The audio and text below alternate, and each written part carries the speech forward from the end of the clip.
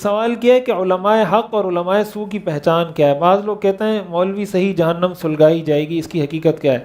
دیکھیں، علماء حق اور علماء سو کی جو سب سے بڑی پہچان ہے حدیث میں، وہ ہے یبیع دینہ بعرض من الدنیا، جو اپنے دین کو دنیا کے پیسوں کے بدلے میں بیچ دے، جو اپنی دینداری کو، اپنے فتوے کو، اپنے مسئلے کو پیسوں کے بدلے میں بیچ دے۔ کوئی اس کو کہے یار اتنا پیسہ دے رہا ہوں یہ فتویٰ دے دو، اتنے پیسے دے رہا ہوں یہ فتویٰ دے دو، مسئلہ ایسے بتا دو، جائز کو ناجائز بول دو، ناجائز کو جائز بول دو، حلال کو حرام یا حرام کو حلال بول دو، ان علماء کو علماء سوء کہا جاتا ہے، برے علماء۔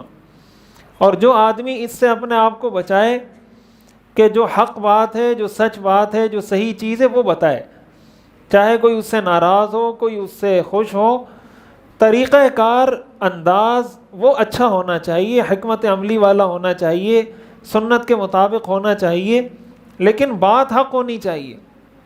کسی کی خوشی کے لیے یا کسی کی ناراضگی کے ڈر سے مسئلہ تبدیل کر دینا، یہ سب سے بڑی علماء سوء کی پہچان ہے۔ اور یہ کب ہوتا ہے؟ جب انسان اس طرح کے لوگوں کے ساتھ زیادہ تعلقات رکھتا ہے۔ بادشاہوں کے پاس جیسے حدیث میں آتا ہے نا کہ من اتی ابواب السلطان افتتن، کہ جو بادشاہوں کے دروازوں پہ زیادہ آتا جاتا ہے فتنے میں مبتلا ہو جاتا ہے۔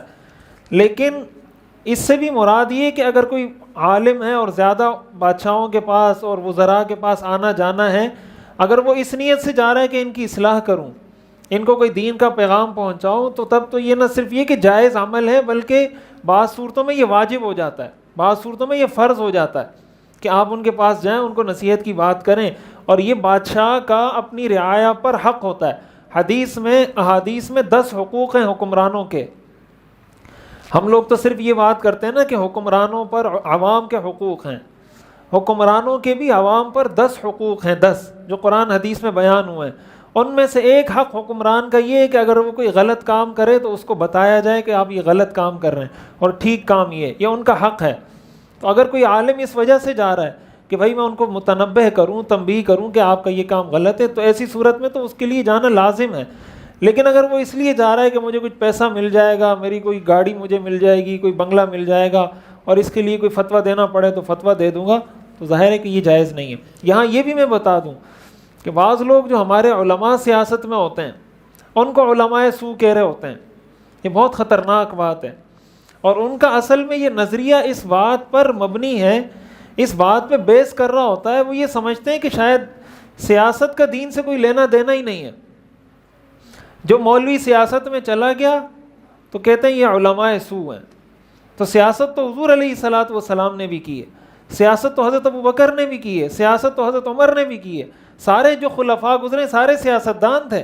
حضرت امیر معاویہ سیاستدان تھے، حضرت ابوبکر صدیق سیاستدان تھے، حضور علیہ الصلوۃ والسلام سیاستدان تھے، خلیفہ وقت تھے، حکمران تھے، امیر المومنین تھے۔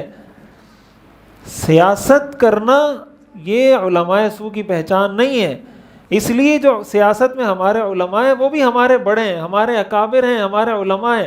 کسی کو ان کے کسی سیاسی نظریے سے اختلاف ہو سکتا ہے کہ بھائی ان کا یہ جو سیاسی نظریہ ہے مجھے پسند نہیں ہے، لیکن اس وجہ سے ان کے عالم ہونے کا جو مرتبہ ہے، ان کے عالم ہونے کی جو حیثیت ہے وہ کبھی بھی کم نہیں ہوتی۔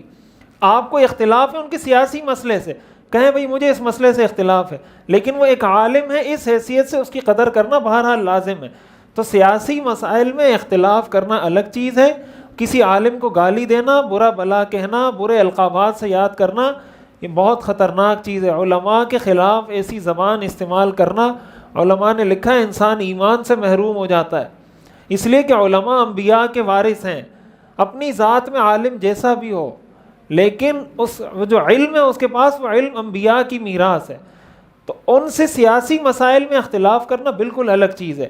لیکن صرف اس وجہ سے کہ وہ سیاست میں ہیں، اس وجہ سے اور آپ کی پارٹی کے مخالف ہیں تو وہ علماء سوء بن گئے، یہ بالکل ٹھیک نہیں ہے، اور یہ اسلام کی تعلیم بھی نہیں ہے اور اسلام کے مطابق بھی نہیں ہے، بالکل خلاف اسلام بات ہے یہ۔